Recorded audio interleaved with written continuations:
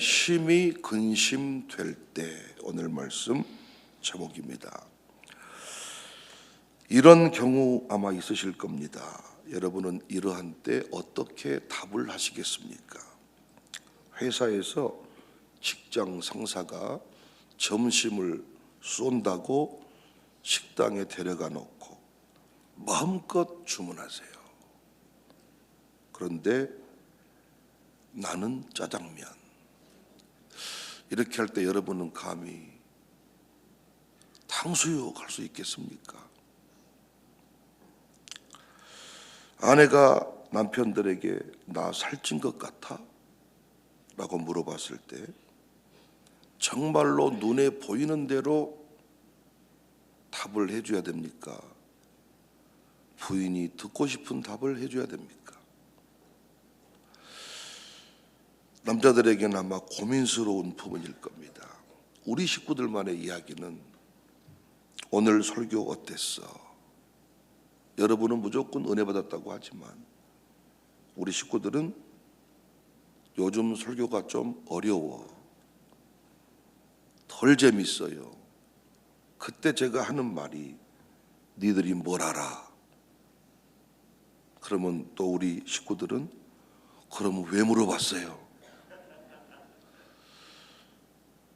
오늘 본문에 어떤 관리가 나옵니다. 무슨 이유인지 심히 근심했다. 이 근심했다는 말은 조금 고민했다 정도가 아니라 우울해져 버렸어. 침울해져 버렸어. 얼굴빛이 캄캄해져 버렸다. 왜 이런 상황에 이르렀는가? 오늘 본문의 주인공은 부자 관리입니다. 공무원쯤 됩니다. 그런데 젊은 청년입니다. 마태복음 19장에 보면 분명히 젊다고 나옵니다.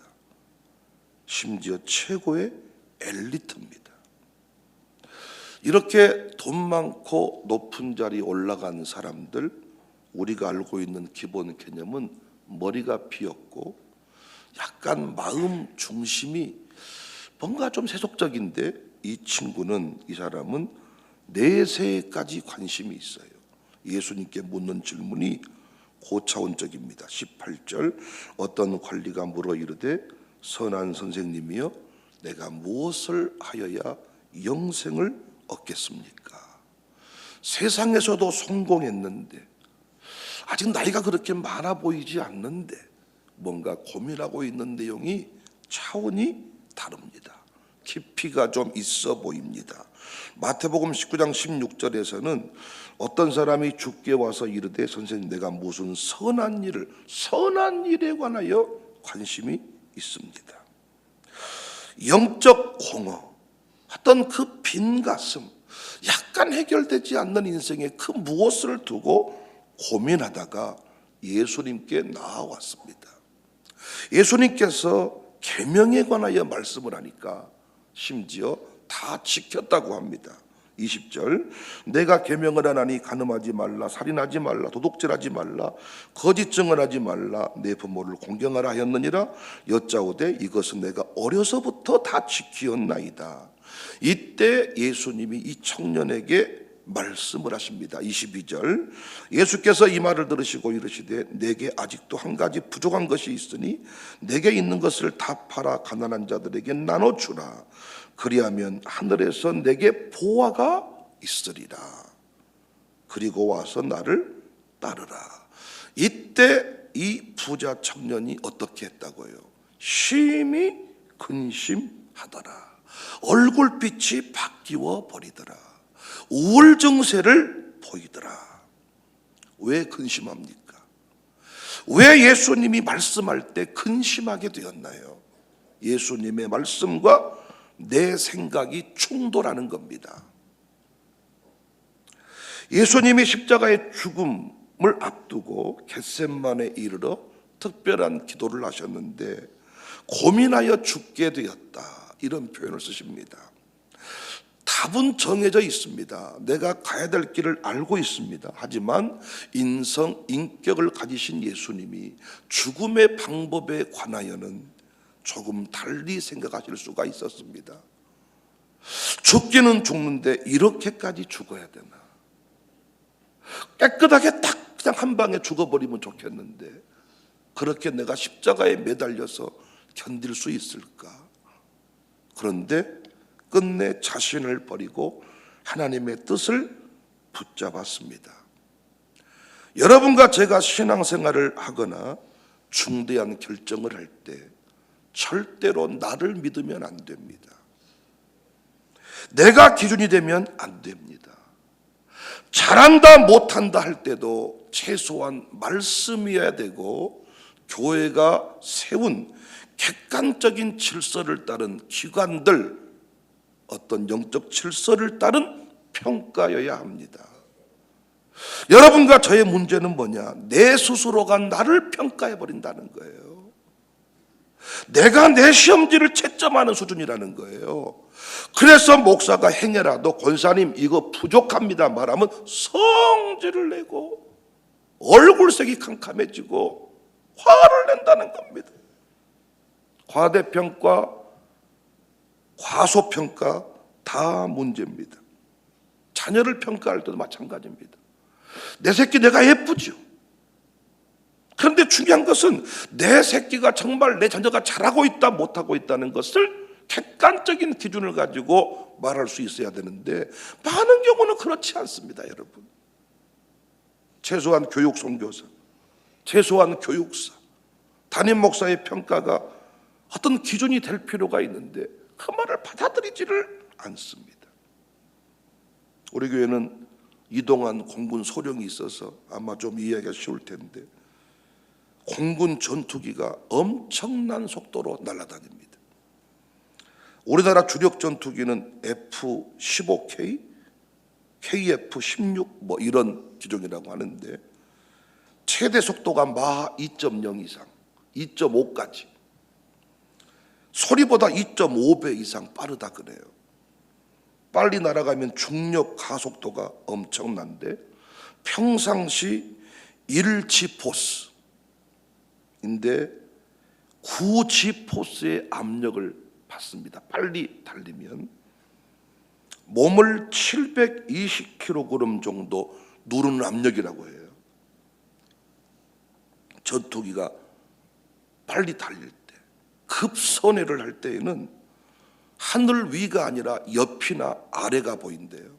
이때 느낌은 땅과 하늘의 방향 감각을 잃고 캐노피 뚜껑이 열린 것과 같은 느낌을 받는답니다.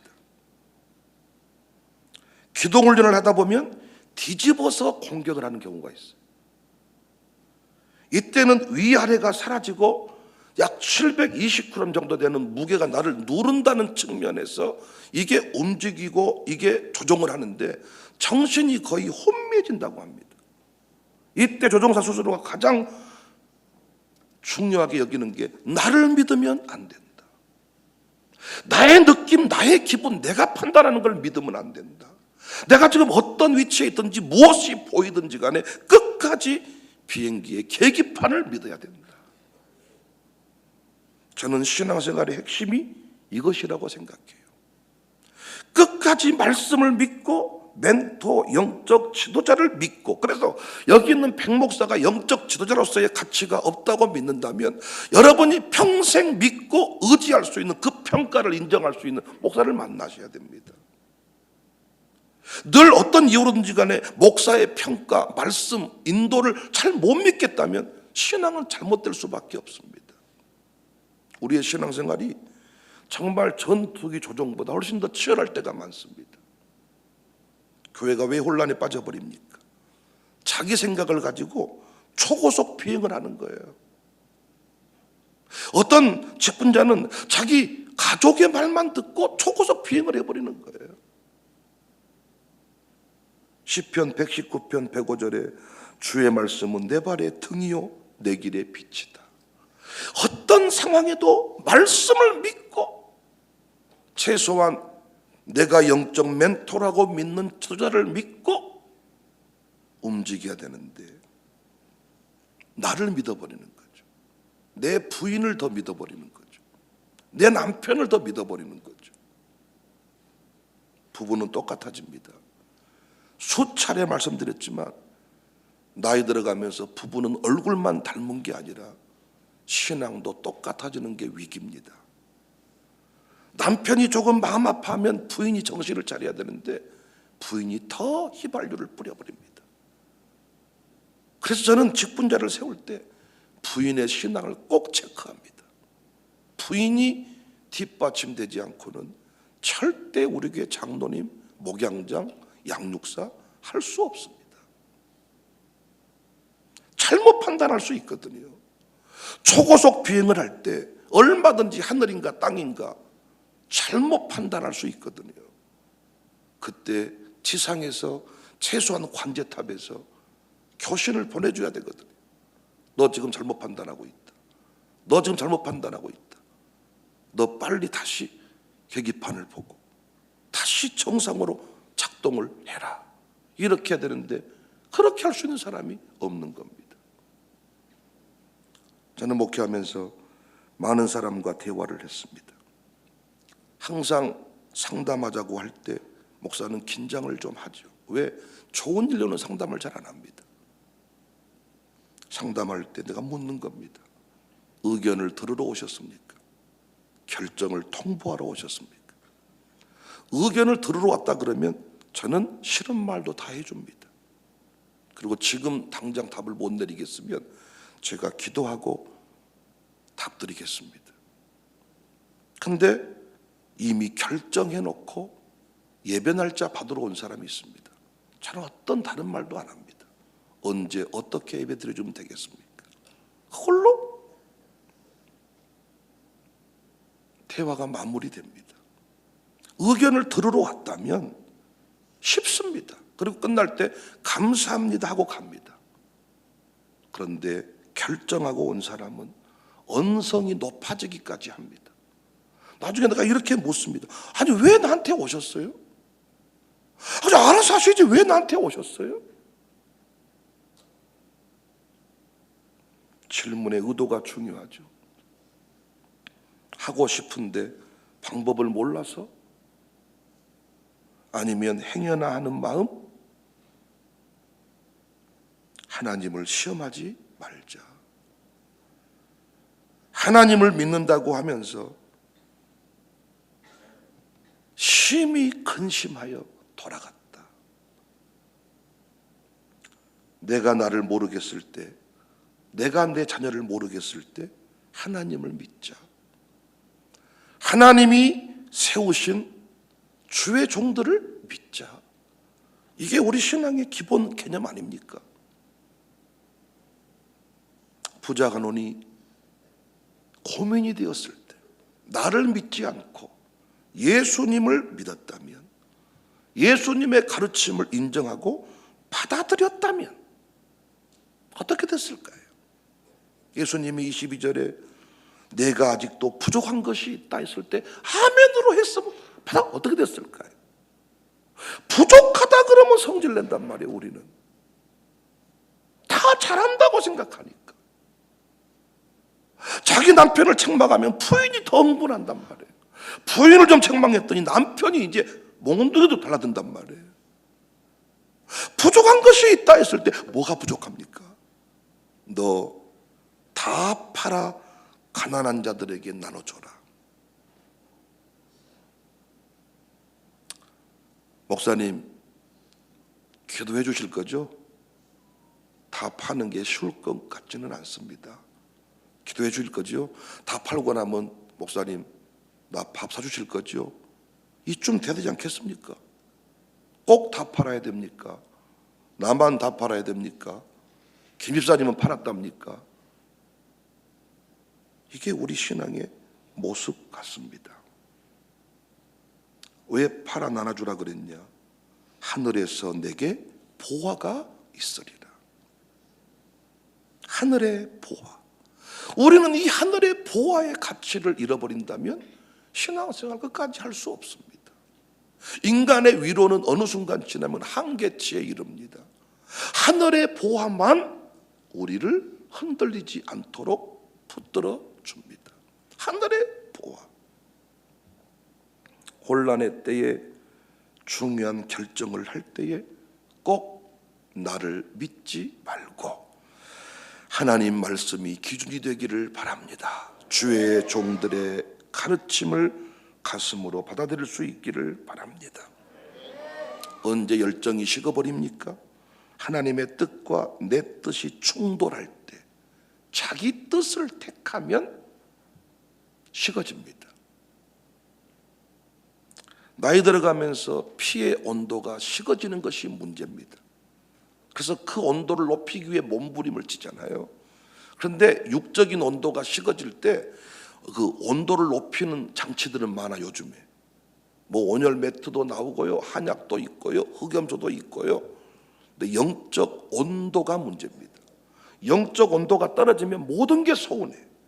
영적 온도가 떨어지면 만사가 시험거리야. 영적 온도가 떨어지면 김집사, 이집사 다 배기 싫어. 집에서 혼자 있는 시간이 많아져. 영적 온도가 높아지면 사람이 좋고 교회가 좋고 말씀이 그립고 우리가 늘 경험한 그대로입니다. 언제 열정이 식어지느냐? 내 뜻 택할 때. 그런데 하나님의 뜻을 택할 때 뜨거워집니다. 결혼 문제 여러 차례 말씀드렸죠. 하나님이 원하시는 사람이 누구인지 스스로 알고 있어. 목사님을 통해서도 상담 끝냈어. 그런데 억지로 자기가 원하는 사람을 선택합니다. 목사님이 하라는 사람은 왠지 하기 싫어. 그래서 반대로 내가 원하는 사람하고 살아볼 거야. 놀라운 것은 그 사람을 딱 택한 순간 신혼여행부터 가슴이 식어지기 시작해. 첫사랑 첫 부부관계를 맺고 난 뒤부터 이상하게 식어지는 무엇인가를 봐요. 근데 언제 열정이 타오르는가? 정말 아니다 싶었는데 하나님의 뜻으로 인정이 됐습니다. 감정은 아닙니다. 그런데 그 배우자와 만나서 결혼을 했더니 갈수록 살아갈수록 뜨거워집니다. 갈수록 좋아집니다. 내가 좋아하는 사람하고만 어울리다 보면 그 사람이 아예 미워지는데 원수라고 생각했던 그 사람을 사랑할 때 우리는 뜨거워지는 것을 경험합니다. 내가 좋아하는 사람하고만 가정교회를 하면 그 가정교회는 조만간에 이상해질 것입니다. 그런데 우리가 왜 뜨거워지는가? 목사가 정해준 그 기준들을 받아들이는 겁니다. 이 사람이 하나님의 계획 속에서 내 가정교회에 보내주신 이유가 있을 거예요. 배우자도 똑같아요. 내 눈에는 전혀 아니었는데 하나님의 섭리 가운데 이 사람이 나의 배우자다 받아들이는 순간 폭발이 일어납니다. 살수록 뜨거워집니다. 지금 부부간의 갈등이 극복되지 않는 집의 대부분은 내 눈에 좋은 사람을 택한 거예요.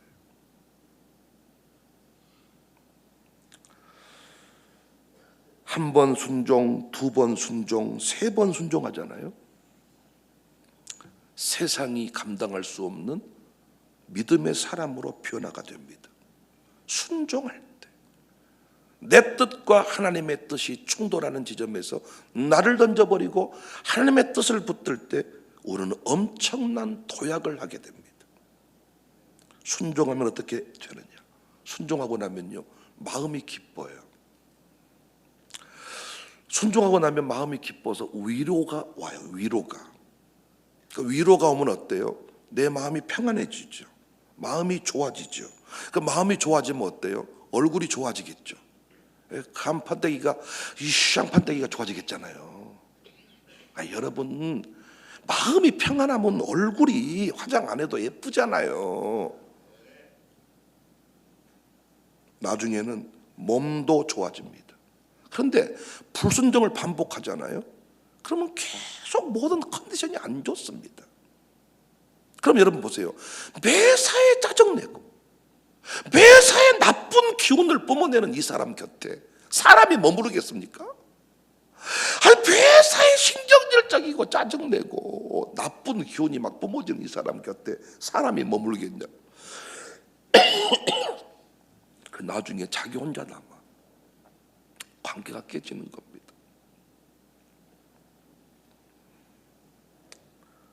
후회와 원망이 막 쏟아지니까 순종하는 사람은 다르죠. 항상 마음이 좋고 위로가 있고 평안이 있고 하나님이 나를 가장 사랑하는 것 같고 목사님의 모든 설교는 다 은혜가 되고 그래서 교회 안에서도요 항상 이 사람은 모든 것이 좋습니다. 그리고 주변에 나쁜 사람이 안 달라붙습니다. 불순종하면 어떻다고요? 반대라니까요. 만사가 짜증스럽고 모든 것이 나를 치는 설교고 모든 것이 힘들고 그래서 점점 나쁜 사람이 곁에 붙습니다. 결국 심히 근심하며 교회를 떠나게 되고 사명을 내려놓게 됩니다. 쉬운 현실은 없습니다.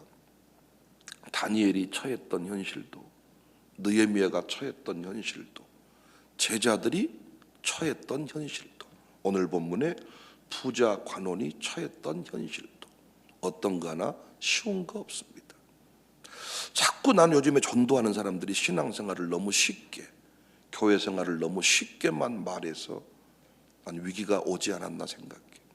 예수 믿는 것이 아파트 당첨하는 것, 예수 믿는 것이 승진하는 것, 자꾸 이런 것으로만 전도를 하니까 조금만 어려운 일이 생기면 내 생각과 충돌하는 일이 생기면 폭발을 하는 겁니다.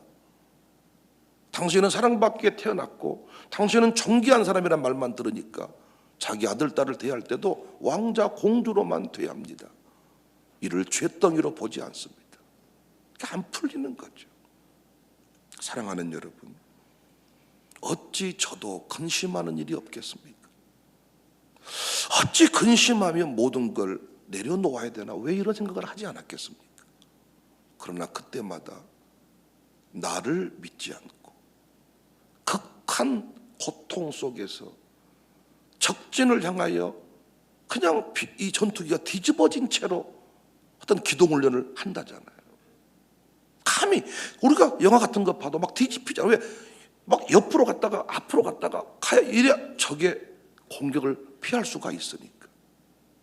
이때 오직 하나, 정신이 하나도 없을 때 끝까지 말씀과 주의 종의 가르침을 받아들이면 우리는 승리할 수가 있다. 사랑하는 여러분, 근심하는 일이 있으면 신앙생활하면서 근심이 깊어져 가지고 우울 증세가 심해지고 얼굴빛이 캄캄해지고 사람들에게 나쁜 기운을 뿜어내는 수준으로 가시면 안 될 것 같습니다. 오늘 이 아침에 나를 포기하고 하나님의 말씀을 붙잡고 달려가 올라가. 우리는 멈춘 것도 안 되고 뒤돌아가는 것도 안 돼요. 전진 올라가. 이것이 우리 신앙의 아름다운 모습인 줄로 믿습니다.